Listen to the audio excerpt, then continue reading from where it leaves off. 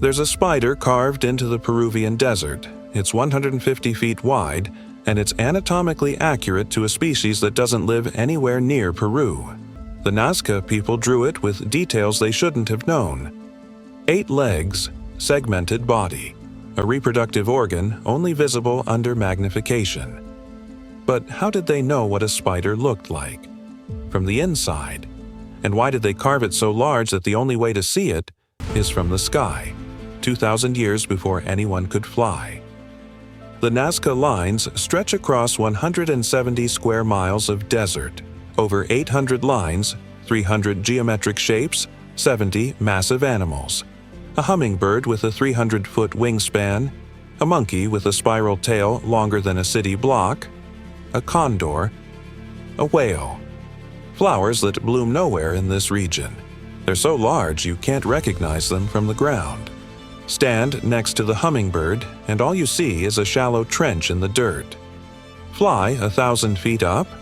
Suddenly, it's a bird, with perfect proportions, elegant curves, deliberate design. But here's what keeps archaeologists awake at night.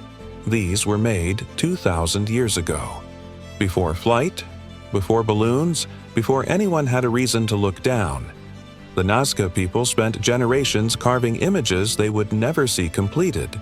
But why? Here's how they did it. They removed the top layer of reddish pebbles. Underneath reveals lighter-colored clay. The contrast creates the lines. Simple method with permanent result. But the scale? That's where it gets strange. Researchers believe they used small-scale models. A drawing in the dirt, maybe 3 feet wide. Then they'd scale it up, using grids, coordinates, and mathematics we're still trying to reverse engineer. Imagine drawing a perfect hummingbird the length of a football field, while standing inside the wing. That's what they pulled off.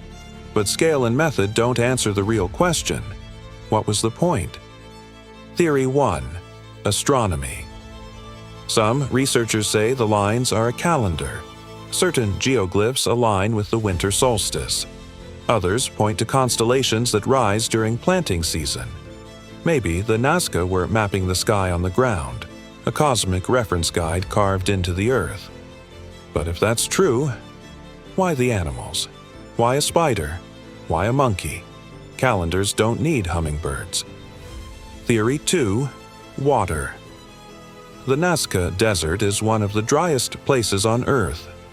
Rivers here flow underground, and some researchers think the lines point to aquifers, ancient hydrology disguised as art. Follow the line and find the water. It's survival dressed up as mystery.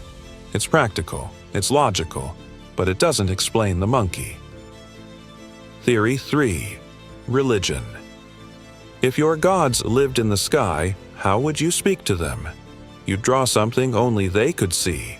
The geoglyphs become prayers, each line a conversation. The Nazca walked these paths during ceremonies.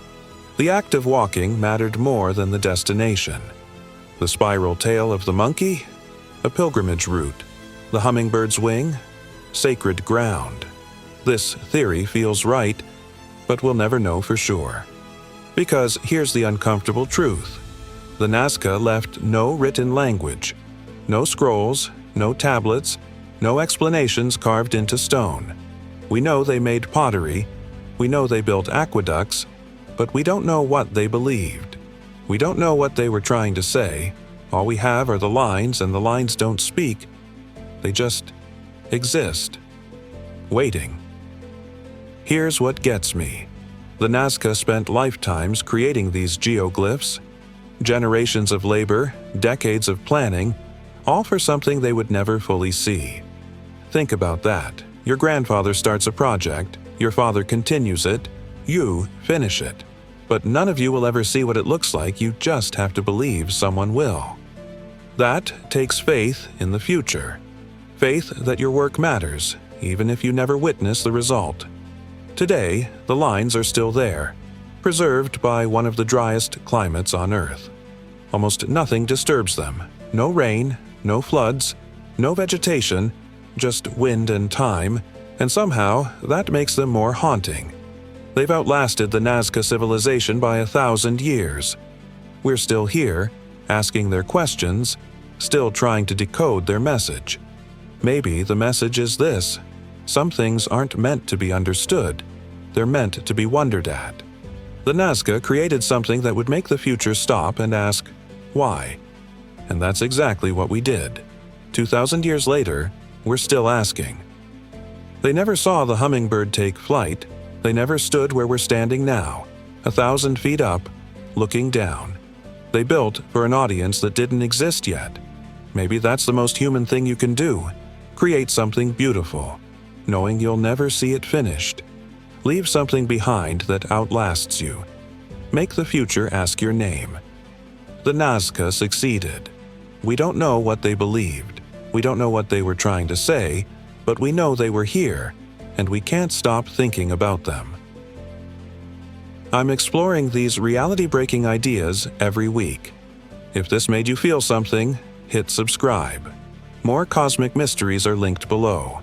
I'm Mind Mechanic Studios, where we fix what you didn't know was broken.